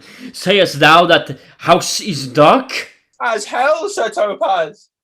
Why, it hath bay windows, transparent as barricadoes, and the clear stores toward the south-north are lustrous as ebony, and yet complainest thou of obstruction? I am not mad, Sir Topaz. I say to you, this house is dark. Madman, thou errest! I say there is no darkness but ignorance! I say this house is as dark as ignorance. Now ignorance were as dark as hell, and I say there were never man thus abused. I am no more mad than you are. Make the trial of it in any constant question. Fare thee well. Remain now still in darkness. Fare thee well. Sir Topaz! Sir Topaz! My most exquisite Sir Topaz! Nay, I'm for the waters. Sir Toby Belch whispers to Feste. Him in thine own voice, and bring me word of how thou findest him, how we would well rid of his knavery, and if he may be conveniently delivered, I would he were. But for am now so far an offence with my niece that I can't pursue with any safety this sport up to the upshot. Come by and bide to my chamber. Sir Toby Belch and Maria exit. Feste takes off his disguise. Hey, Robin, jolly Robin, tell me how the lady does. Fool! Who calls, huh? Good fool! As ever thou wilt deserve well at my hand. Help me to a candle, pen, ink, and paper. As I am a gentleman, I will live to be thankful to thee for it. Master Malvolio. Aye, good fool. Alas, sir, how fell you besides your 5 wits? Fool, there was never a man so notoriously abused. I am as well in my wits, fool, as thou art. But as well? Then you are mad indeed, if you be no better in your wits than a fool. They have here propertied me, keep me in darkness, send ministers to me, assess and do all they can to face me out of my wits.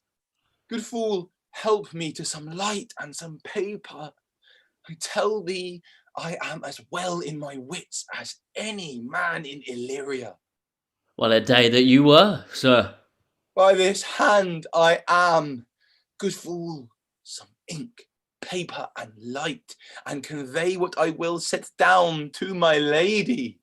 It shall advantage thee more than ever the bearing of letter did.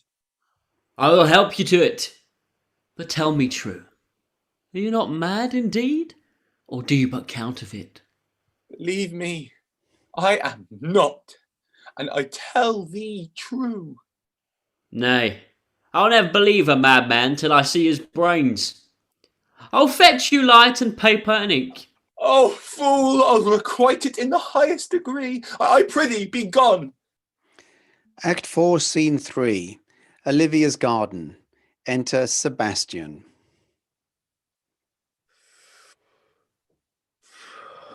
This is the air. That is the glorious sun. And though 'tis wonder that enwraps me thus, yet 'tis not madness. Where's Antonio then? I could not find him at the Elephant. Yet there he was, and there I found this credit that he did range the town to seek me out. His counsel now might do me golden service. For though my soul disputes well with my sense that this may be some error, but no madness, yet doth this accident and flood of fortune so far exceed all instance, all discourse, that I am ready to distrust mine eyes and wrangle with my reason that persuades me to any other trust, but that I am mad, or else the lady's mad. Yet, if 'twas so, she could not sway her house, command her followers, take and give back affairs and their dispatch with such a smooth, discreet, and stable bearing as I perceive she does. There's something in it that is deceivable. But here the ladies come. Enter Olivia with a priest. Blame not this haste of mine. If you mean well, now go with me and with this holy man into the chantry by. There, before him, and underneath that consecrated roof, plight me the full assurance of your faith, that my most jealous and too doubtful soul may live at peace. He shall conceal it whilst you are willing it shall come to note. What time we will our celebration keep according to my birth. What do you say? I'll follow this good man and go with you. And having sworn truth, ever will be true. Then lead the way, good father, and heavens so shine that they may fairly note this act of mine. Act 5, Scene 1. Outside Olivia's house. Enter Feste and Fabian. Now, as thou lovest me, let me see this letter. Good Master Fabian, grant me another request. Anything. Do not desire to see this letter. This is to give a dog, and in recompense, desire my dog again. Enter Orsino, Viola, and Lords. Belong you to the Lady Olivia, friends? Aye, sir, we are some of her trappings. I know thee well. How dost thou, my good fellow? Truly, sir, the better for my foes and the worse for my friends. Oh, just the contrary, the better for thy friends. No, sir, the worse. Well, how can that be? Marry, sir, they praise me and make an ass of me. Now my foes tell me plainly I am an ass, so that by my foes, sir, I profit in the knowledge of myself, and by my friends I am abused, so that conclusions to be as kisses. If your 4 negatives make your 2 affirmatives, why then, the worse for my friends and the better for my foes. Why, this is excellent. Here comes the man, sir, that did rescue me. Feste and Fabian exit. Antonio is brought before the Duke. That face of his I do remember well. But when I saw it last, it was besmeared as black as Vulcan in the smoke of war. Warbling vessel was he captain of. For shallow draught and bulk unprizable, with which such scatheful grapple did he make with the most noble bottom of our fleet, that very envy and the tongue of loss cried fame and honour on him. What's the matter? He did me kindness, sir, drew on my side, but in conclusion put strange speech upon me. I know not was, but distraction? Notable pirate! Thou salt-water thief, what foolish boldness brought thee to their mercies, whom thou, in terms so bloody and so dear, hast made thine enemies? Orsino, noble sir, be pleased that I shake off these names that you give me. Antonio never yet was thief or pirate, though I confess, on base and ground enough, Orsino's enemy. A witchcraft drew me hither. That most ingrateful boy, there, by your side, from the rude sea's enraged and foamy mouth did I redeem. A wreck past hope he was. His life I gave him, and did thereto add my love, without retention or restraint. All his in dedication. For his sake did I expose myself, pure for his love, into the dangers of this adverse town. Drew to defend him when he was beset, where being apprehended, his false cunning, not meaning to partake with me in danger, taught him to face me out of his acquaintance, and grew a 20 years removed thing, while one would wink, denied me mine own purse, which I had recommended to his use not half an hour before. How can this be? When came he to this town? Today, my lord. And for 3 months before, no interim, not a minute's vacancy, both day and night did we keep company. Enter Olivia and attendants. Here comes the Countess. Now heaven walks on earth. But for thee, fellow, thy words are madness. 3 months this youth hath tended upon me. More of that anon. Take him aside. What would my lord but that he may not have, wherein Olivia may seem serviceable? Cesario, you do not keep promise with me. Madam? Gracious Olivia. What do you say, Cesario, good my lord? My lord would speak. My duty hushes me. If it be aught to the old tune, my lord, it is as fat and fulsome to mine ear as howling after music. Still so cruel. Still so constant, lord. What, to perverseness? You uncivil lady, to whose ingrate and unauspicious altars my soul the faithfulest offerings have breathed out that e'er devotion tended. What shall I do? Even what it please my lord that shall become him. Ah, well, why should I not, had I the heart to do it, kill what I love? A savage jealousy that sometimes savours nobly. But hear me this. Since you two non-regardants cast my faith, and that I partly know the instrument that screws me from my true place in your favour, live you the marble-breasted tyrant still. But this, your minion, whom I know you love, and whom by heaven I swear I tender dearly, him will I tear out of that cruel eye where he sits crowned in his master's spite. Come, boy, with me. My thoughts are ripe with mischief. I'll sacrifice the lamb that I do love to spite a raven's heart within a dove. And I, most jocund, apt, and willingly to do you rest 1,000 deaths would die. Where goes Cesario? After him I love. More than I love these eyes, more than my life, more by all mores, than e'er I shall love wife. If I do feign, you witnesses above, punish my life for tainting of my love. I me detested, how I am beguiled! Who does beguile you? Who does you wrong? Hast thou forgot thyself? Is it so long? Come, away! Whither, my lord? Cesario, husband, stay! Husband? Aye, husband! Can he that deny? Oh, her husband, sirrah. No, my lord, not I. Alas, it is the baseness of thy fear that makes thee strangle thy propriety. Fear not, Cesario, take thy fortunes up. Be that thou knowest thou art, and then thou art as great as that thou fearest. Enter Sir Andrew with a wound. God, a surgeon! Send one presently to Sir Toby. What's the matter? He has broke my head against a cross and have given Sir Toby a bloody coxcomb too. For the love of God, your help! I'd rather than £40 I were at home. Who has done this, Sir Andrew? The Count's gentleman, the Cesario. We took him for a coward, but he's the very devil incarnate. My gentleman Cesario. Odds lifelings, there he is.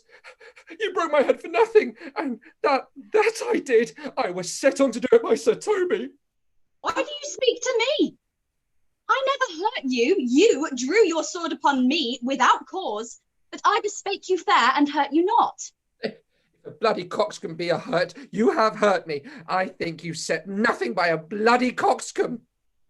Enter Sir Toby Belch, also wounded, and Feste. Oh, here comes Sir Toby halting.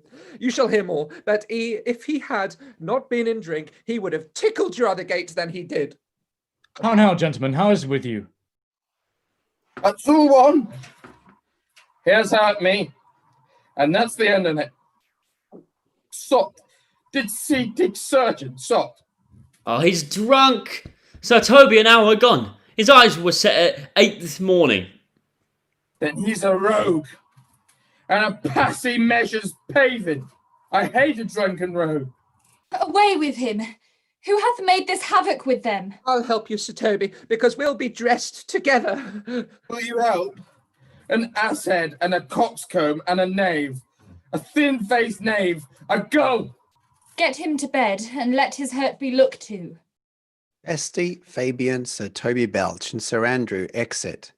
Enter Sebastian. I am sorry, madam, I have hurt your kingsman. But had it been the brother of my blood, I must have done no less with wit and safety. You throw a strange regard upon me, and by that I do perceive it hath offended you. Pardon me, sweet one, even for the vows we made each other but so late ago. One face, one voice, one habit, and two persons. A natural perspective that is and is not. Antonio! Oh, my dear Antonio! How have the hours racked and tortured me since I have lost thee? Sebastian, are you? Fear'st thou that, Antonio? How hath you made division of yourself? An apple cleft in two is not more twin than these two creatures. Which is Sebastian? How most wonderful! Do I stand there? I never had a brother, nor can there be that deity in my nature of here and everywhere. I had a sister, whom the blind waves and surges have devoured. Of charity, what kin are you to me? What countryman, what name, what parentage? Of Messaline. Sebastian was my father. Such a Sebastian was my brother too. So went he suited to his watery tomb. If spirits can assume both form and suit, you come to fright us. A spirit I am indeed, but am in that dimension grossly clad, with which from the womb I did participate. Were you a woman, as the rest goes even, I should my tears let fall upon your cheek and say, thrice welcome, drowned Viola. My father had a mole upon his brow. And so had mine.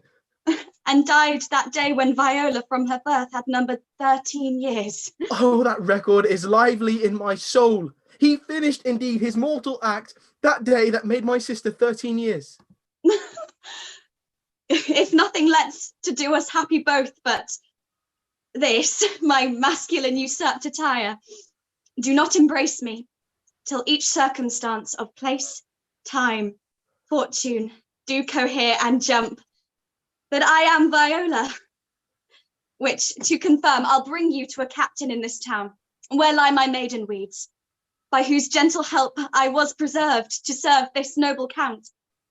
All the occurrence of my fortune since hath been between this lady and this lord. Sebastian turns to Olivia.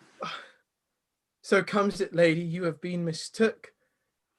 But nature to her bias true in that you have been contracted to a maid. Nor are you therein by my life deceived. You are betrothed both to a maid and a man. Be not amazed, right noble is his blood. If this be so, as yet the glass seems true, I shall have share in this most happy wreck. Orsino turns to Viola. Boy, thou hast said to me 1,000 times thou never shouldst love woman like to me. And all those sayings I will overswear. And those swearings keep in true as soul, as doth that orbed continent the fire that severs day from night. Give me thy hand, and let me see thee in thy woman's weeds.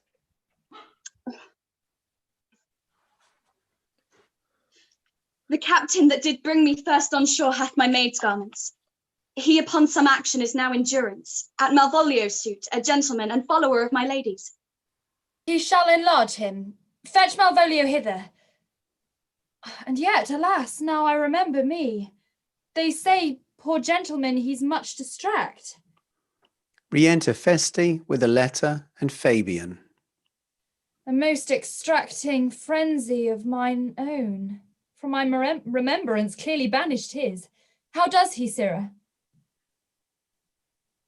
Truly, madam, he holds Beelzebub at the stave's end, as well as a man in his case may do.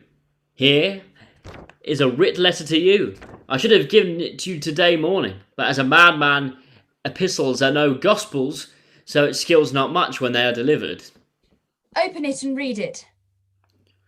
Look then to be well edified when the fool delivers the madman. By the Lord, madam, you wrong, and the world shall know it. Though you have put me into darkness and given your drunken cousin rule over me, yet have I the benefit of my senses as well as your ladyship. I have your own letter that induced me to the semblance I put on, with the which I doubt not, but to do myself much right. or you much shame. Think of me as you please. I leave my duty a little unthought of, and speak out of my inquiry.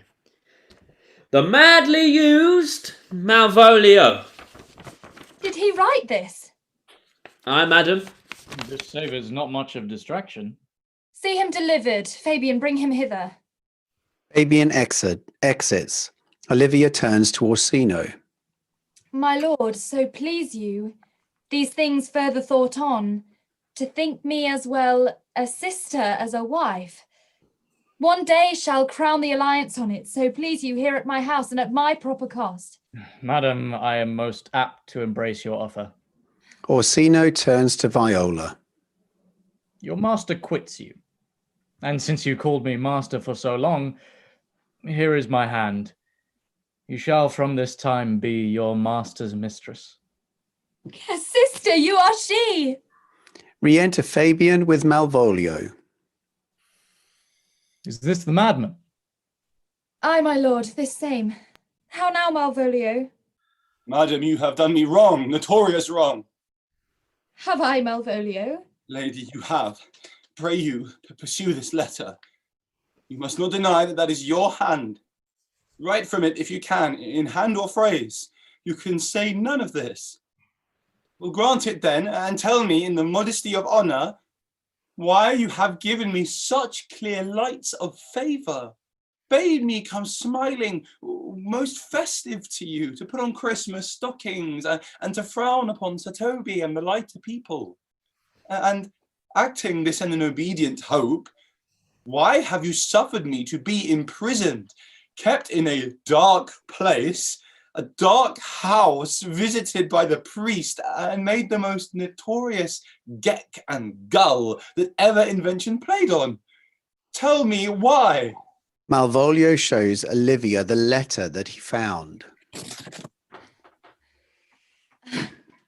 Alas, Malvolio, this is not my writing. Though I confess much like the character, but out of question, 'tis Maria's hand. And now I do bethink me it was she first told me thou wast mad. Then camest in smiling and in such forms which here were presupposed upon thee in the letter. Prithee be content, this practice hath most shrewdly passed upon thee, and when we know the grounds and authors of it, thou shalt be both the plaintiff and the judge of thine own cause. Good madam, hear me speak, and let no quarrel nor no brawl to come taint the condition of this present hour, which I have wondered at, in hope it shall not most freely.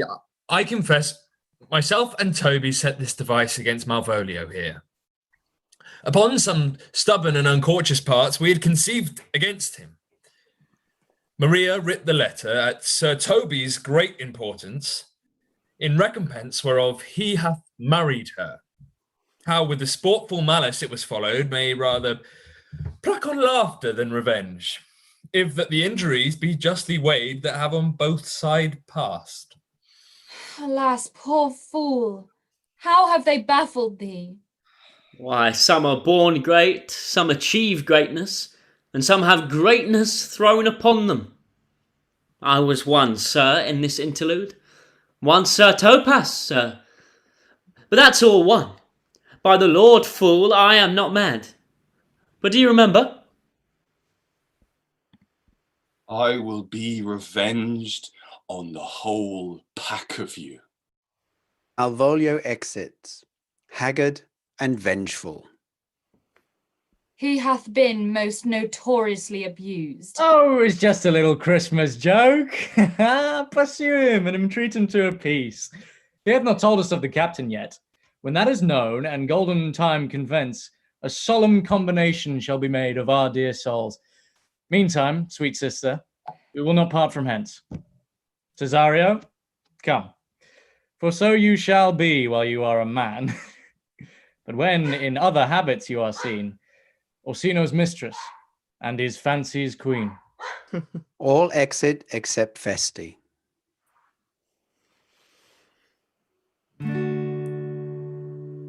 Should old acquaintance be forgot and never brought to mind? Should old acquaintance be forgot and the days of old lang syne? For old lang syne, my dear, for old lang syne, we'll take a cup of kindness yet for the days of old lang syne. And there's a hand, my trusty friend, and give a hand of thine, and we'll take a right guild willy wort for the sake of old lang syne. And surely you'll be your pint stoop, and surely I'll be mine. We'll take a cup of kindness yet for the sake of old lang syne.